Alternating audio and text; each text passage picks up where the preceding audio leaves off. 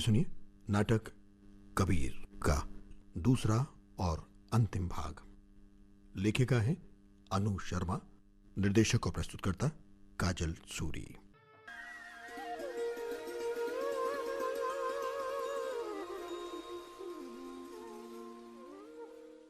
कबीरवा, अब तू बड़ा हो गया है रे। अगले महीने तेरा ब्याह है, पर तू अभी भी लोगों से उलझता फिरता है। तुझे कितनी बार समझाया है कि तू किसी से कुछ ना बोला कर। मैंने भला किसको ऐसा क्या कह दिया जो तुझे तकलीफ दे रहा है? क्यों? तूने आज बाजार में किसी को कुछ ना कहा? मैं तो अपने दोस्तों के संग बातचीत करता हुआ जा रहा था। और तूने किसी को कुछ ना कहा है? हाँ, याद आया। आज बाजार में कुछ लोग जानवरों को बड़ी बेरहमी से घसीट कर ले जा रहे थे। ये सब देखकर मुझे बड़ा दुख हुआ अम्मी। हाँ, और तू उनसे भिड़ गया है ना? नहीं अम्मी, मुझे तो अचानक से एक साखी सूझ गई और मैंने वो गा के सुना दी। मेरी साखी को सुनकर बाजार में आसपास जो लोग चल रहे थे मुस्कुराने लगे। ये सब देखकर मुझे एक सबद सूझ गया और मैंने गा के सुना दिया। कबीरवा बेटा, तूने बिल्कुल ठीक कहा, पर देख, तू ना थोड़ा चुप रहना सीख। कबीरवा, ये काशी नगरी है, तीर्थ है। यहाँ का राजा हिंदू है, पर दिल्ली के सुल्तान सिकंदर लोदी के अधीन है। लेकिन तुझे किसी का कोई ख्याल नहीं, हर किसी से दुश्मनी मोल ले रखी है तूने। पता है, डर के मारे मेरा दिल धक धक करता रहता है। कबीरवा, क्या हुआ रे? कुछ नहीं अम्मी, कुछ भी नहीं। कुछ भी नहीं? इधर आ, इधर इधर आ, कपड़ा ऊपर कर। अरे, तेरी पीठ पर खून। जरूर आज फिर तुझे किसी ने कोड़े लगाए हैं। चल चल, जल्दी से लेट जा। मैं हल्दी और तेल का लेप लगा देती हूँ।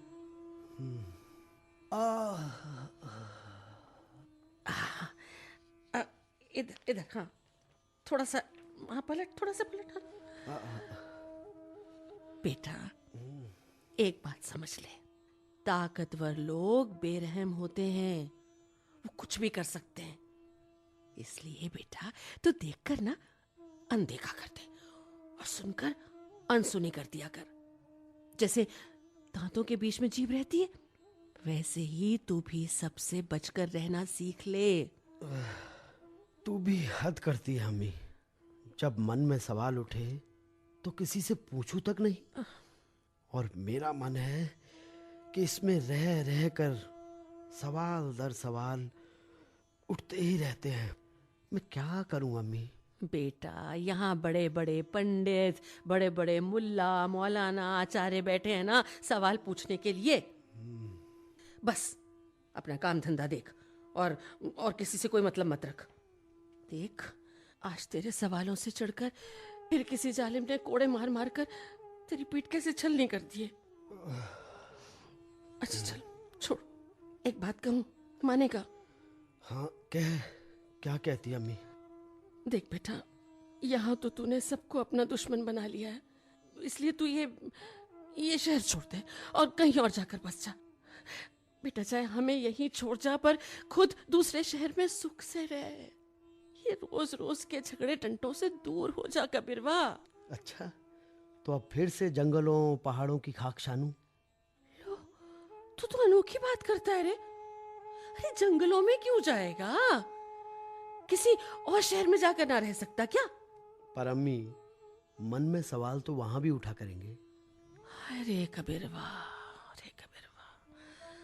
तेरा कुछ ना हो सकता। मैं तुझे तेरे भले की बात समझाती हूँ। ये फालतू के झगड़े डंटे छोड़ और सिर्फ अपने काम से काम रख। अपना काम तो मैं अब भी करता हूँ अम्मी, पूरी मेहनत से बुनाई कताई करता हूँ। हाँ, करता है, लेकिन ताकतवर लोगों को ताने भी देता है। बस यही ठीक नहीं है। अब लोगों को तो गुस्सा आएगा ही ना। अच्छा, अब तू आराम कर, मैं कुछ साग सत्तू पकाने का इंतजाम करती हूँ। हे ईश्वर, मैं क्या करूं? अम्मी को तो मेरे तन के घाव दिखते हैं, लेकिन मेरे मन की पीड़ा कोई नहीं समझता।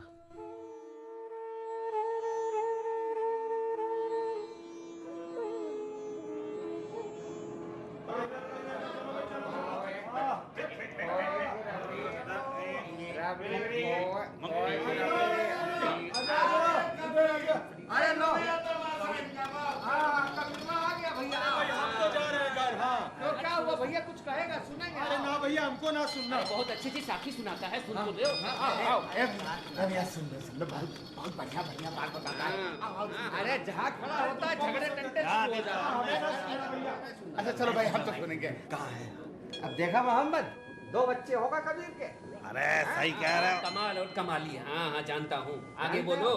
सुधरा नहीं अब तक, ये अभी भी वही ऐसी बातें करेगा जिससे झगड़े टंटे होते हैं। लेकिन एक बात पते की बताऊं, जो भी कहता है डंके की चोट पर सच सच बोलता है। अरे रहने दो, ऐसा भी कुछ सच नहीं बोलता। जब देखो दंगे फसाद की बात करता रहता है।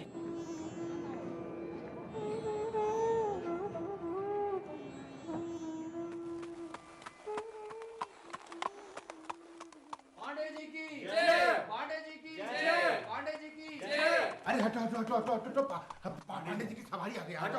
अरे भीड़ मत लगाओ, एक तरफ हो जाओ। अरे आइए। अरे ये किसने भीड़ लगा रखी है? कौन है ये? अरे भैया, कबीरवा है। ओहो, कबीरवा।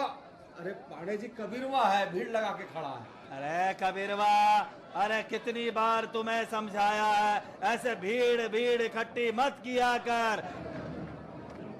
क्या कर रहा था ये यहाँ पर? अरे पांडे जी, ये हमेशा साखी बोलता रहता है। हाँ? भीड़ लगा लेता है, झगड़े टंटे करता है, खराब करता है। साखी हमारे भी कानों में पहुंची है इसकी साखी। बहुत ही गलत सलत बोलता है ये। जी पांडे जी। अरे कबीरवा हट, चलो यहाँ से। अरे आ कबीरवा, सुन, सुधरेगा कि नहीं?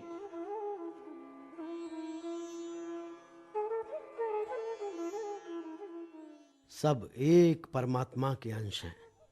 सबका पिता परमात्मा है। बांटने का काम तो स्वार्थी और लोभी करते हैं।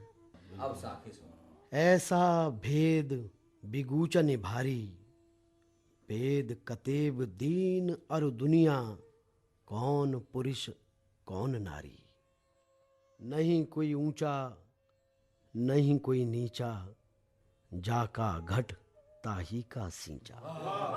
नहीं कोई ऊंचा नहीं कोई नीचा, क्या बात है। बहुत जाका घट ताही का सींचा।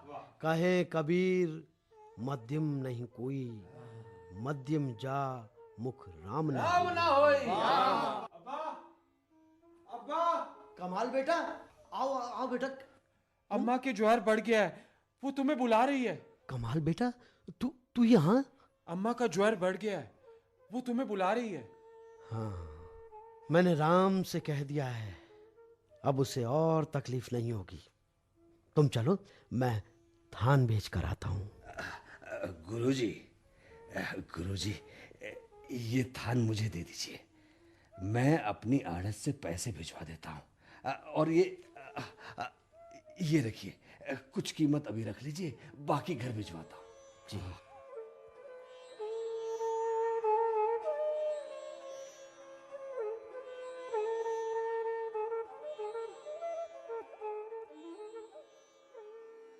साधु ऐसा चाहिए,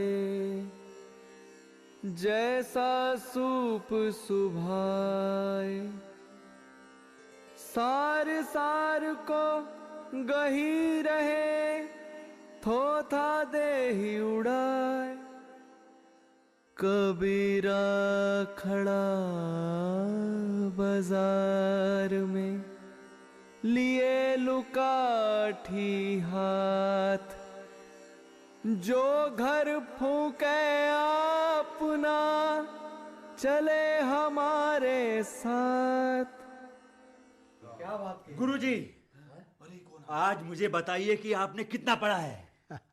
क्या तू किसी से झगड़ कर आ रहा है? हाँ गुरुजी, हाँ।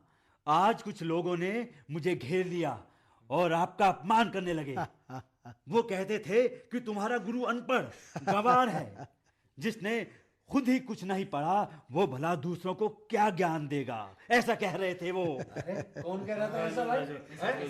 नहीं नहीं नहीं, शांत शांत। वो सच ही कह रहे थे। मैंने सचमुच कुछ नहीं पढ़ा। मैं किसी मदरसे या पाठशाला में नहीं गया। मेरा मानना है पोथी पढ़े पढ़े जग मुआ, पंडित भया न कोई, ढाई आखर प्रेम का पढ़े सुपंडित होय। क्या बात कही, ढाई आखर प्रेम का पढ़े सुपंडित होय। दरअसल मेरी जानकारी प्रेम के इन्हीं ढाई अक्षरों तक सीमित है।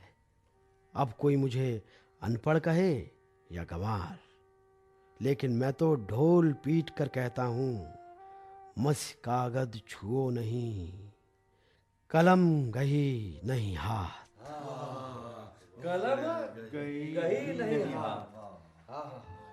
क्या बात है गुरुजी, वाह। हमें तो मानवता की, इंसानियत की पढ़ाई पढ़नी है, जो लोगों को इंसानियत के धागे में पिरो सके, किसी का किसी से बैर ना हो। सही बात, क्या बात। यही है असली शिक्षा।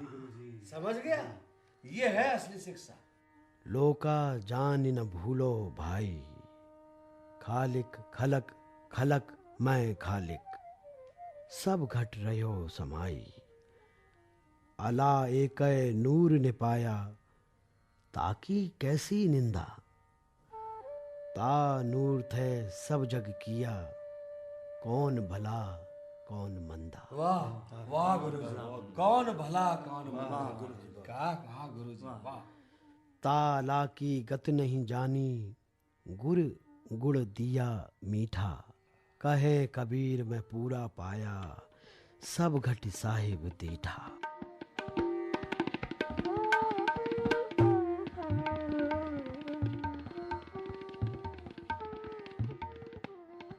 कबीर कब आएंगे भैया? इतनी दूर से हम आए उन्हें सुनने। कब तक आएंगे वो? अरे भैया क्या बताएं, बहुत बुढ़ा गए हैं। ओहो, बहुत उम्र हो गई है उनकी। अब भैया हम भी बहुत दूर से आए हैं उनकी वाणी सुनने के लिए। अरे बुढ़ा गए हैं, लेकिन फिर भी हम सबको साखी सुनाने के लिए आते जरूर हैं। अरे अरे वो देखो आगे कभी अरे बैठ जाओ, गुरुजी गुरुजी प्रणाम। माला तिलक लगाई के, भक्ति न आई हाथ, दाढ़ी मूछ मुड़ाई के, चले दुनी के साथ। चला दूरी के साथ। माला तिलक लगाई के, भक्ति नाई हाथ, दाढ़ी मूछ मुड़ाई के, चले दुनी के साथ।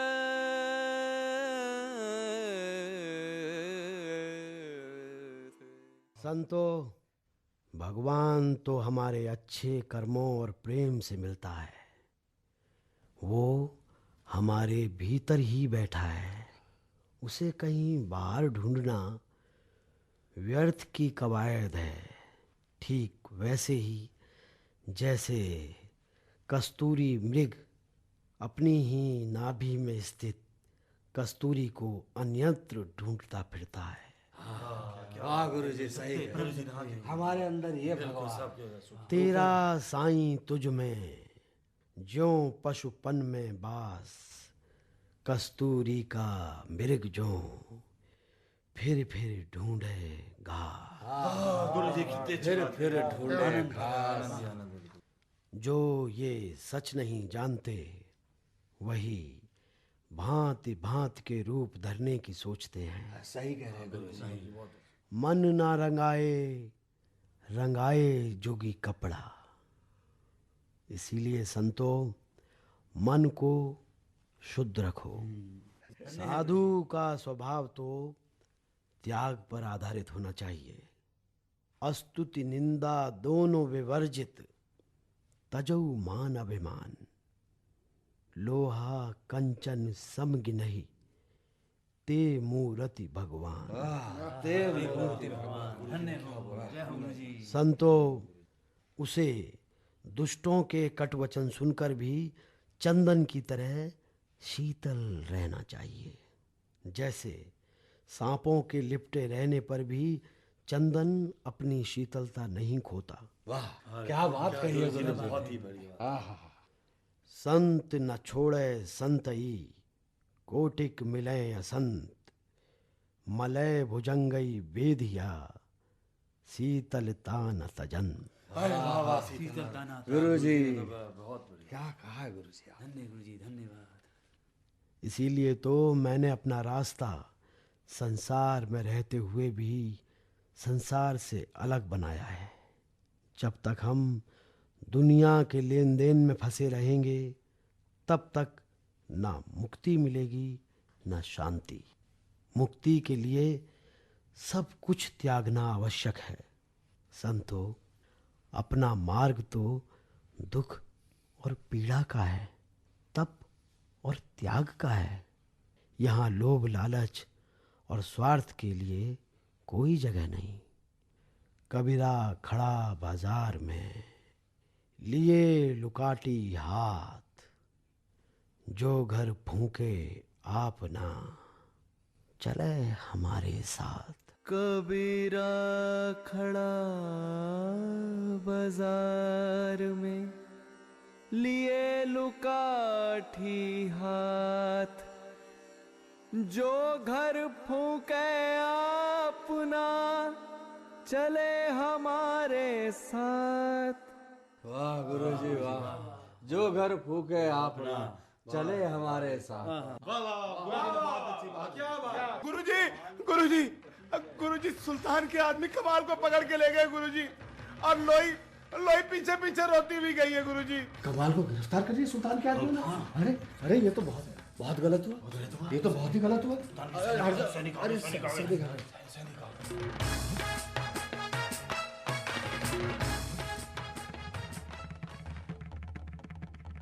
कबीर, हमारा जब से काशी में मुकाम हुआ है, तब से हमारे कानों में ये बात लगातार आ रही है कि तुम बहुत ज्यादा गलत बोलते हो, जिससे लोगों के बीच लड़ाई की नौबत तक आ जाती है। तुम्हें कुफ्र फैलाने के जुर्म में सलाखों के पीछे डाल दिया जाना चाहिए। बोलो, जो तुम करते हो क्या ये सब सही है? तुझे इन शिकायतों के बारे में क्या कहना है? किसी की बुराई को बुराई कहना अगर गाली है, तो मैं ऐसा जुर्म करता हूँ और बार बार करूँगा।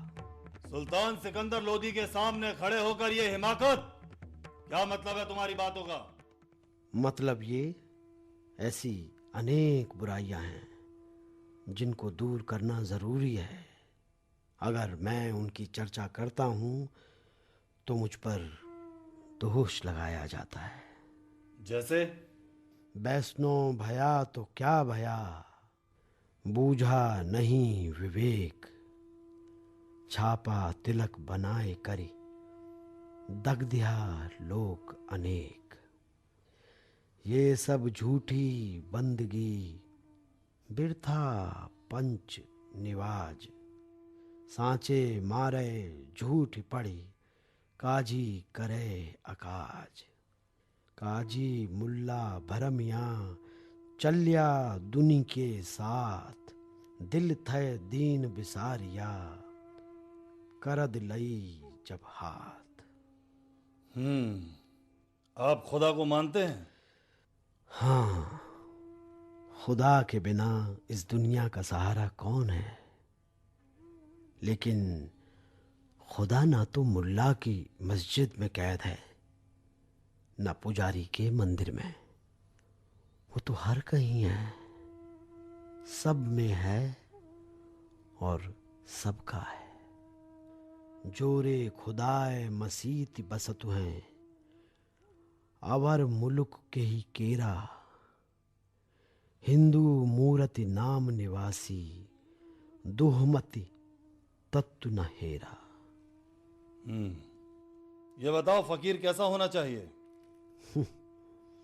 जो निंदा और तारीफ दोनों से ऊपर हो।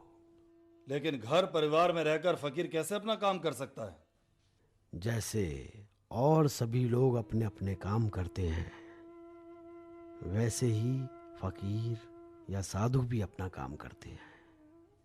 साधु ऐसा चाहिए जैसा सूप सुभाए, सार सार को गही रहे, थोथा दे ही उड़ाए। बेवजह तकलीफ देने वालों के साथ कैसा व्यवहार करना चाहिए?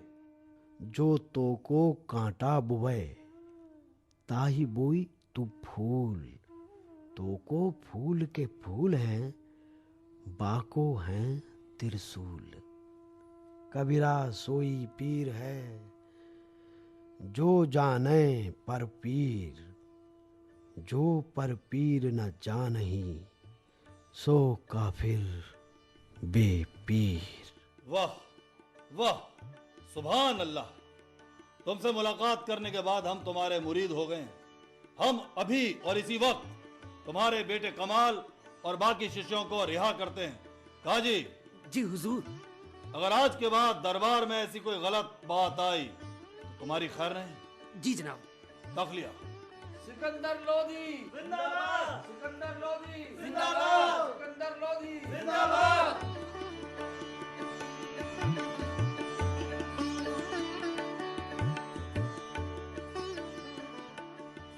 तनना बुनना तज्या कबीर, राम नाम लिख लिया शरीर। जब लग भरो नली का बेह, तब लग टूटे राम सनेह। ठाड़ी रोवे कबीर की माई, ए लड़का क्यों जीवे खुदाई। कहे कबीर सुनहुरी माई, पूरन हारा त्रिभुवन राई।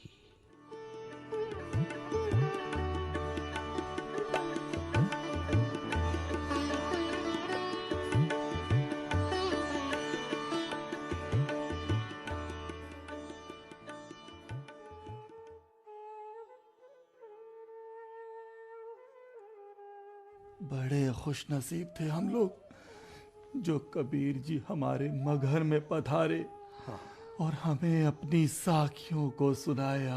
हाँ भाई, ही नहीं, सही कह रहे हो। हम सबको एकता का, प्रेम का संदेश भी देकर चले गए। कुछ भी कहो भैया, 120 वर्ष की आयु होने के बाद भी रोज सुबह उठ के साखी सुनाते थे। हाँ भैया, अरे हमारी उम्र ले लेता, हमें उठा लेता। भैया कुदरत के आगे किसी की नहीं चली।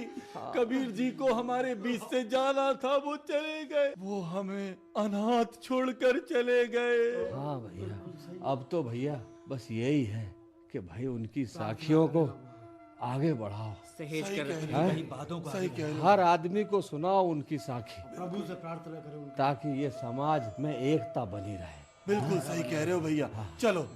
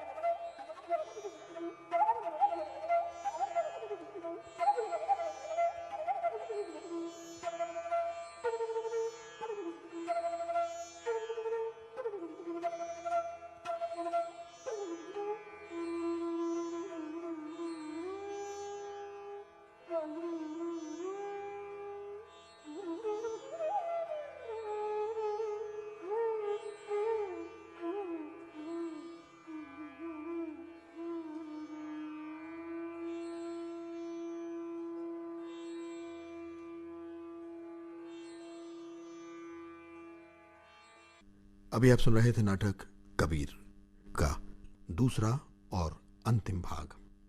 लेखिका थी अनु शर्मा, निर्देशिका काजल सूरी और भाग लेने वाले कलाकार थे राघवेंद्र तिवारी, निखिल दीवान, सिद्धार्थ, जानवी, शिप्रा कुमार, प्रवीण कुमार, भारती, राजीव शर्मा, राजेश ढींगरा, अनूप त्रिवेदी, सुचित्रा गुप्ता और अनुराग उपाध्याय।